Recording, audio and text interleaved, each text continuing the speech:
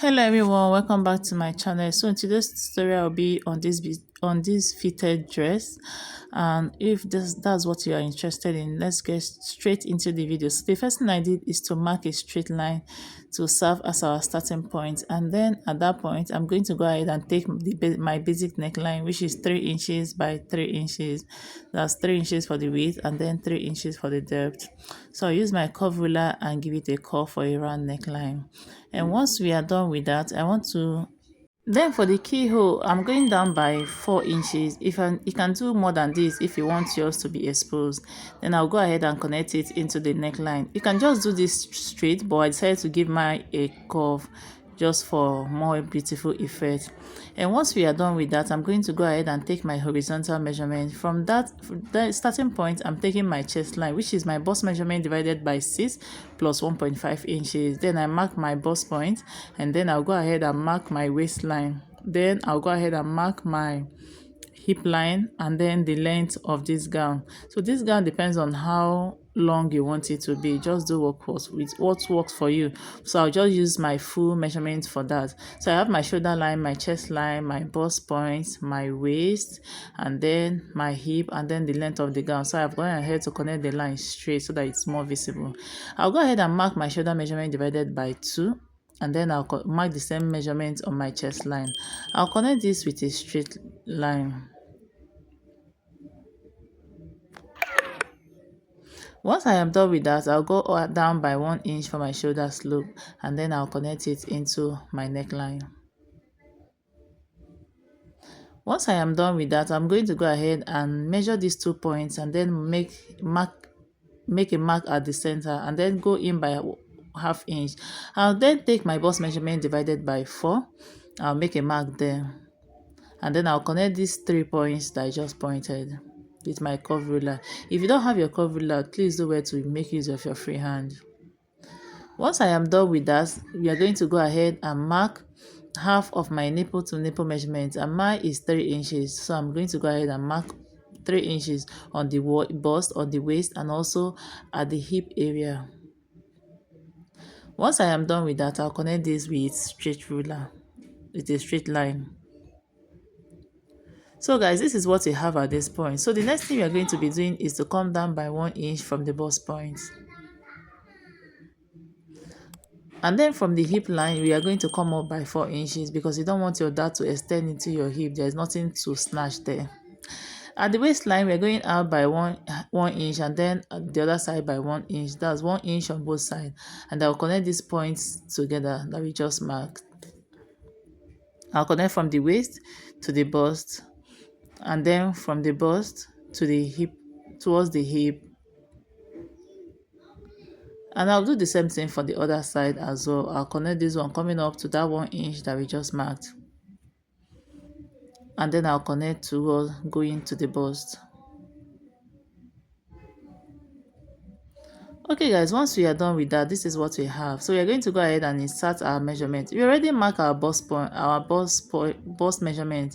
So I'll go ahead and mark my waist measurement divided by 4, and then I'll measure my dart and replace my dart intake at that point. I'll go ahead and mark my hip measurement divided by 4. And because there's no dart there, so there's no dart to replace, I'll go ahead and connect these points together.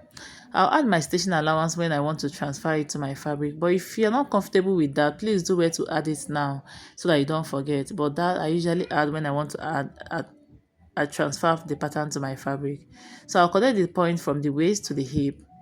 Once I am done with that, I'll measure what I have at my hip area, and then I'll take out 1.5 inches from it. It depends on how fitted you want that place to be. If you want it more fitted, you can do more than 1.5 inches.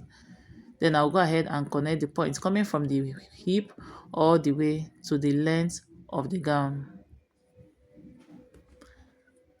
And this is what we have at this point. You can see the star is coming together, we're going to go ahead and cut this out. If you haven't subscribed up to this moment, please do wait to hit on the subscribe button and join the family. And to my old subscribers, I say thank you very much for all your support. So I'm going to be just going to go ahead and trace out this line since it's still there instead of marking a new one. So I'll trace the bust, the waist, the chest line, the shoulder line, all the way through. So this is what we have. When I marked the waist and the hip, I noticed that the lines were not straight, so I remarked it. So we are not using this one that I just cancelled out. So this is our shoulder line, our chest line, our bust point, our waistline, and then the hip, and then the length of the gown. Once I am done with that, and we are going to go ahead and mark our zipper allowance, because this style, as the way it's fitted, it must have a zipper allowance. So I'm going to be using a zipper allowance of 1.5 inches. I'll go ahead and connect this line straight to take it out of the way.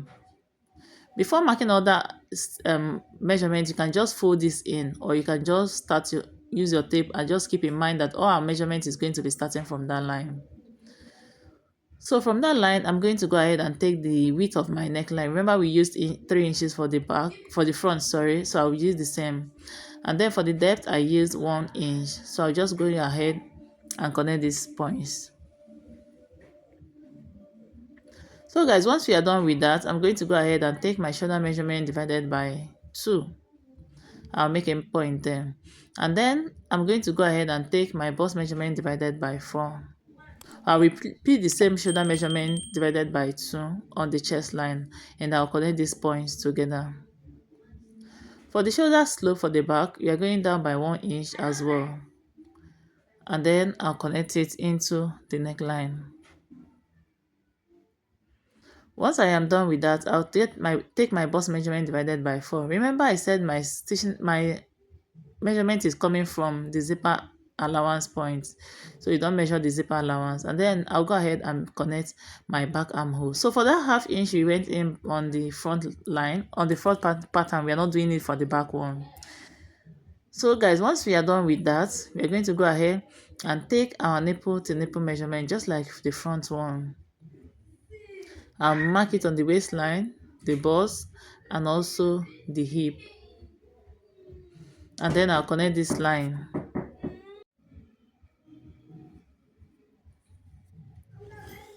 Once we are done with that, we are going to go ahead and take in our dart.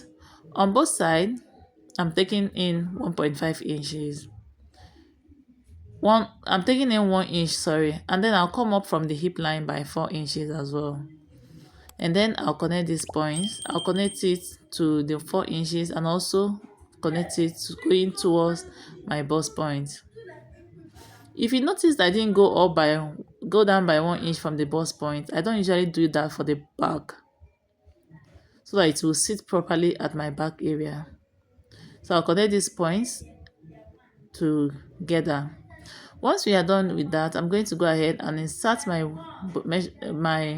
body measurement, my waist measurement divided by 4. I'll make a mark there, and then I'll replace the dart intake. I'll repeat the same process for the hip, and because there is no dart to replace, so I'll just mark my hip measurement and also my hem measurement as well, just like we did for the front. And then I'll connect these points together. I'll also connect all the way from the hip to the hem as well. So once we are done with that, from the waistline at the zipper area, I'm going in by 0.5 inches.